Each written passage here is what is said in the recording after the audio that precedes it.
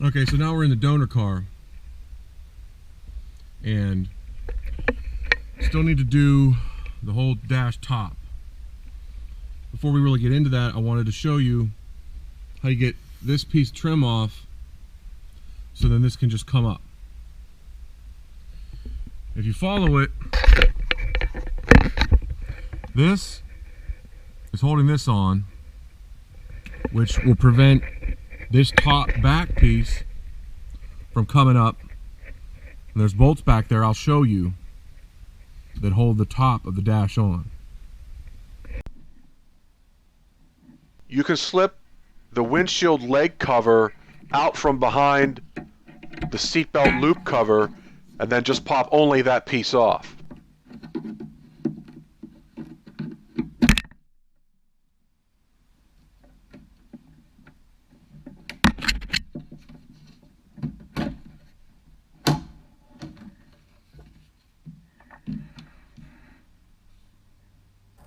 So to take the top of the dash off, you need to get rid of this piece of trim, and this is just popped off. So if you start over here,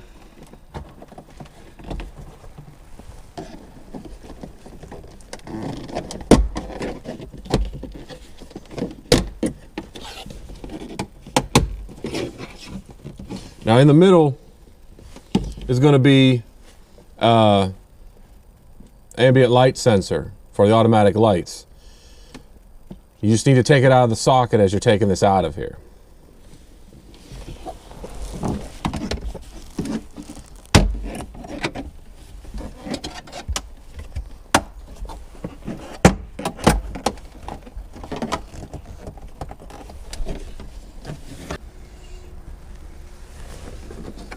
Turn the ambient light sensor counterclockwise to get it out of the trim.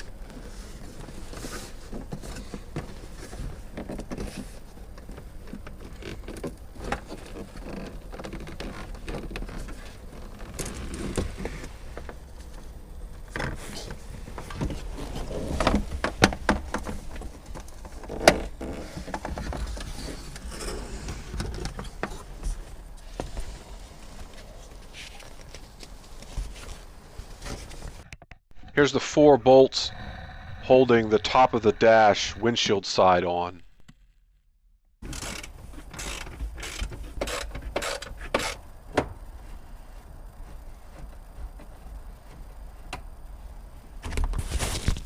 There's the 4 bolts under the windshield, and then a couple screws that hold the top down.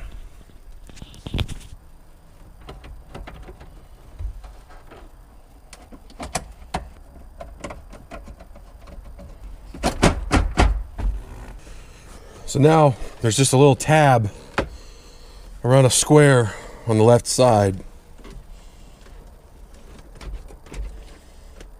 Now it'll let go.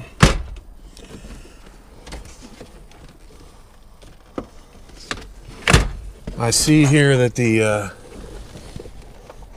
ambient light sensor is sticking through. There's a wire looped around a little something. I want to make sure that's free before I go and rip this thing out of here. There's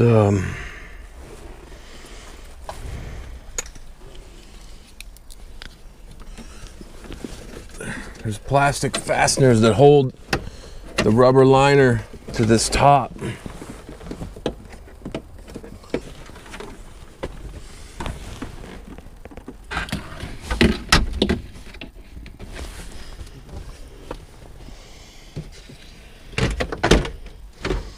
Okay. Now there isn't any of the rubber liner holding on.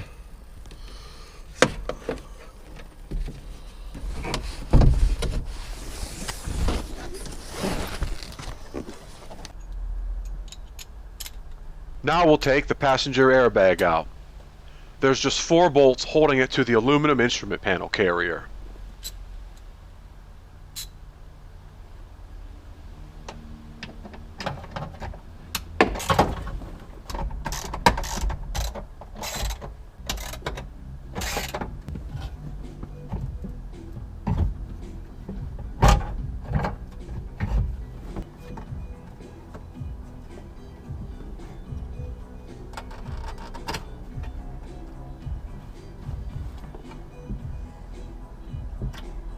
There's a clip here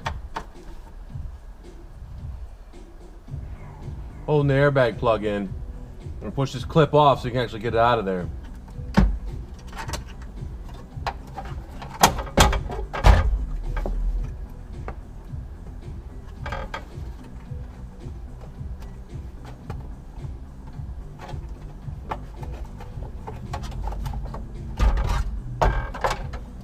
See, actually, the plug should be able to come to over here. Airbag plugs have a lock. Push the lock out.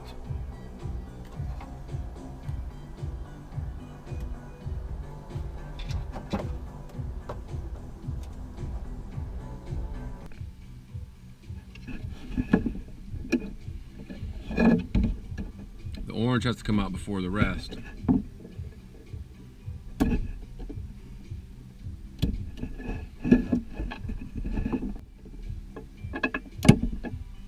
And if you see, if you also push it out at the same time, then it comes apart pretty easy.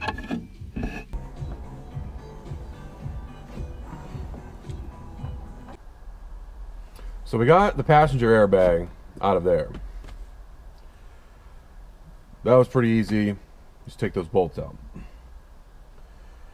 If you've done it before, it's pretty straightforward to do the steering wheel airbag, but I'm going to show you. There are hex bolts in the back, but all they really do, they just hold the plastic cover on the back on there. To get the airbag centerpiece out, what I usually do is just 2 screwdrivers. So if you go to the outside edge of either side of the hole where that hex screw is, there's a wire that you can maneuver. So you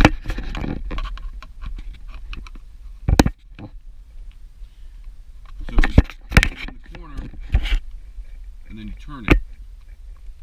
And doing that will release the wire holding on to the hook. There's 4 hooks holding the airbag in. Do the bottom side. The bottom if it's facing up. So if I twist that one,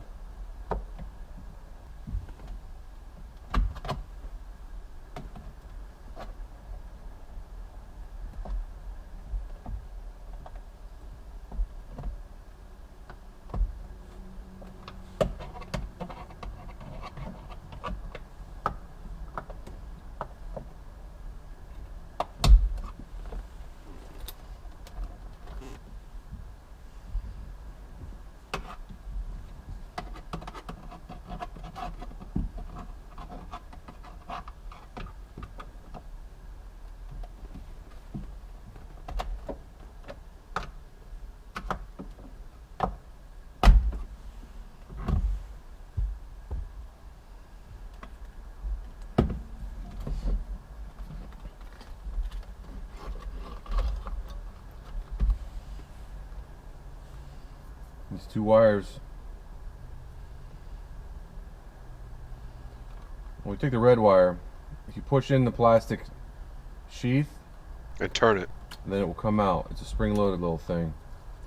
So these locks, if you pull the top off,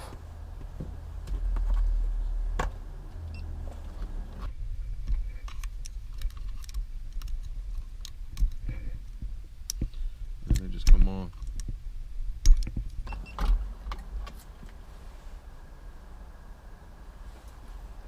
Boom, airbag. So let's get the steering wheel off here. To do that, we need to loosen this bolt.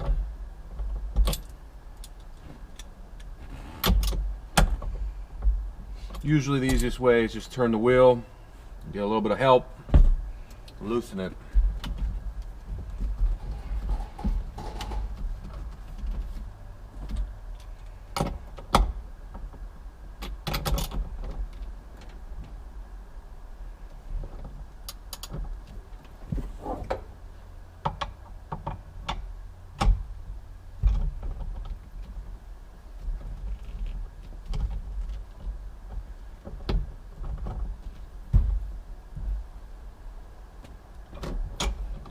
Okay, we broke loose.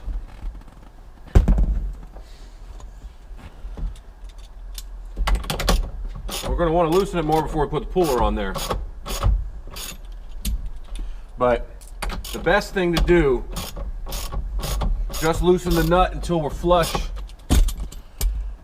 That way the puller will pull it loose from the spline, and then you can take the nut the rest of the way off so you don't hit yourself in the face or anything else. Let's get the puller on there.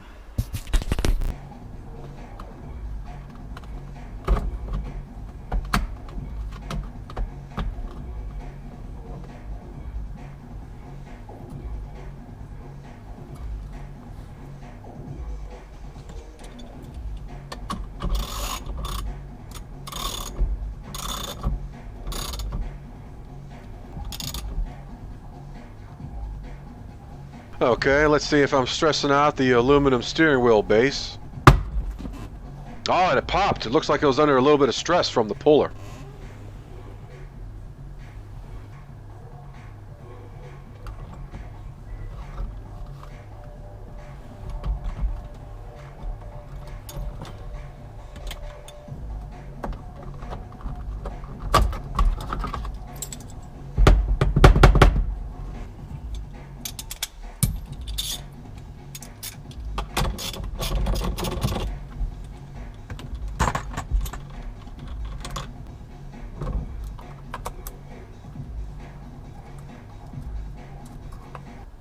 Okay, now I'm going to take off the multifunction switch.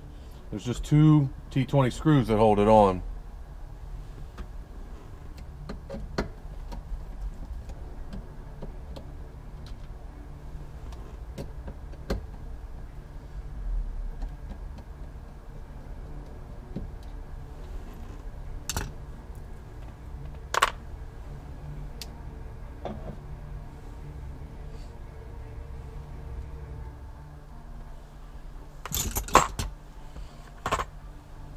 It's usually bundled with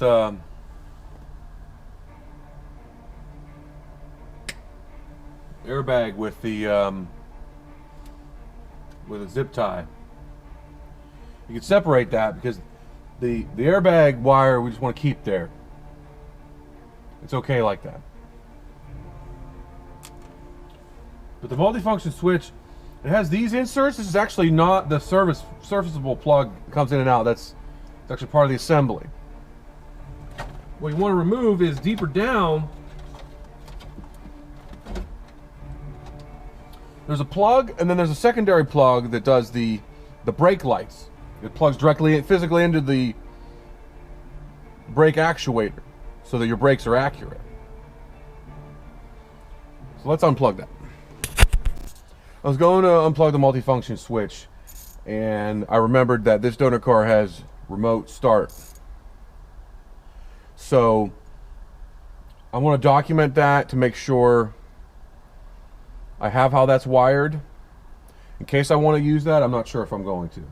What I want to show you is if you need to replace the ignition on your car, on your W-body 2000, 2005 Monte Carlo or Impala, they make it pretty easy.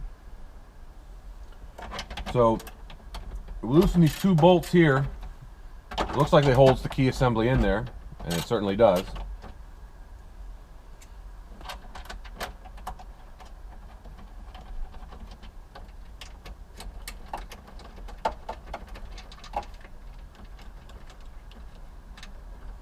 So they call this the ignition lock cylinder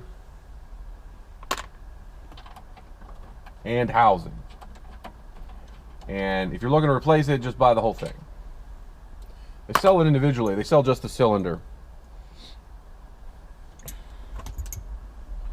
So now that's not attached. If you push it back, because there's a plastic hook, you push it back, then it'll let go. And then you can duck it out to the left.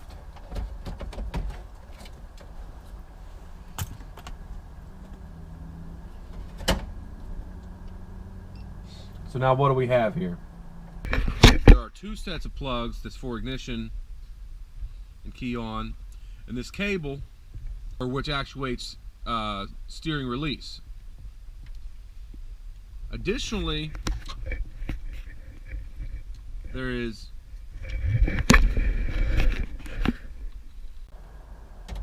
GM Passlock.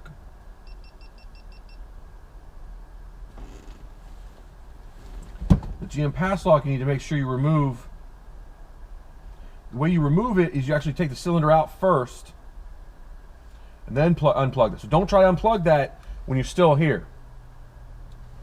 So the best way to do that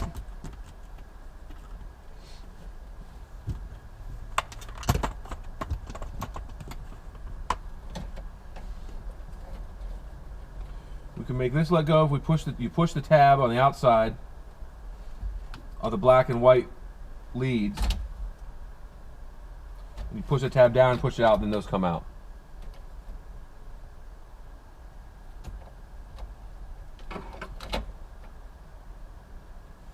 There is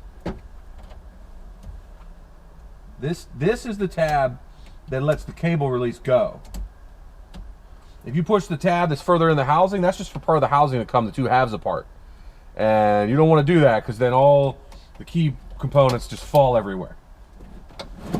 So now that that's let go, now there's just Passlock sensor there. The Passlock sensor is a plug socket, but it comes out this way after being plugged into laterally by the key cylinder. So you have the key in the on position. Then on the bottom is a tab, is a pin. The pin, you can only push the pin in when the key's on. But now that I've done that, you can pull the ignition cylinder out. The only reason I've done that is so now you pull the two tabs and Passlock will come out. If you don't do this, because this will still be plugged into the Passlock sensor plug, then you'll just break it off or bend it, best case. So we're going to put this back together so we don't lose the parts.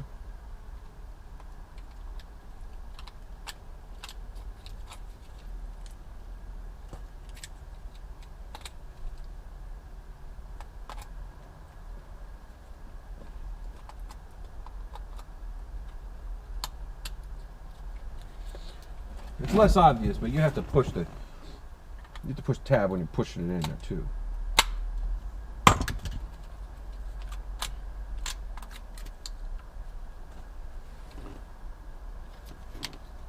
This is where the Passlock sensor was, and it goes all the way over to here. See, the ignition cylinder is there.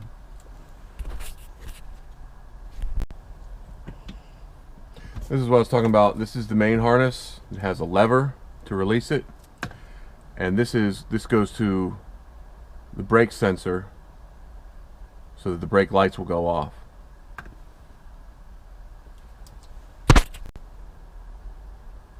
Before I document the remote starter to see if I want to use it, let's get this polymer carrier off, because then we'll be able to get to these wires more easily. There's just a few bolts holding it on here and there, and a few screws.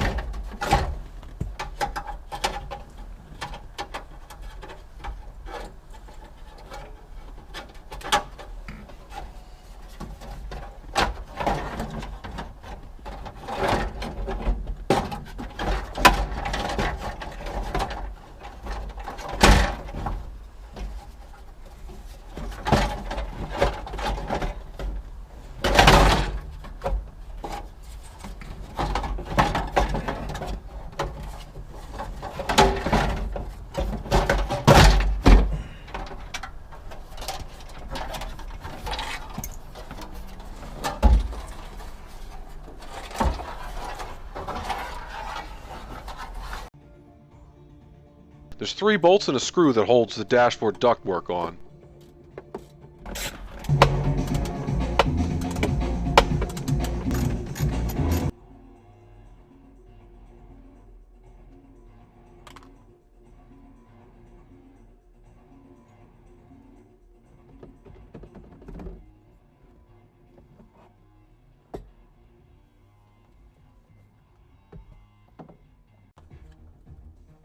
Let's get the passenger side aluminum carrier out of there. Need to move the passenger duct to get to the carrier bolts.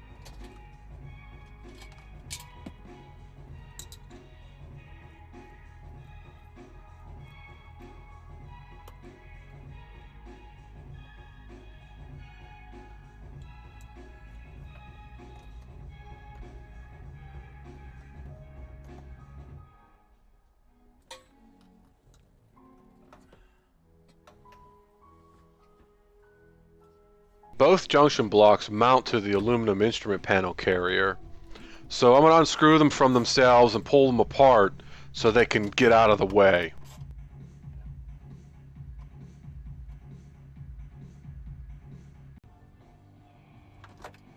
I lost a video, but this is what the aluminum carrier looks like now that I've removed all the grounding straps and I've disconnected the steering column from the aluminum instrument panel carrier.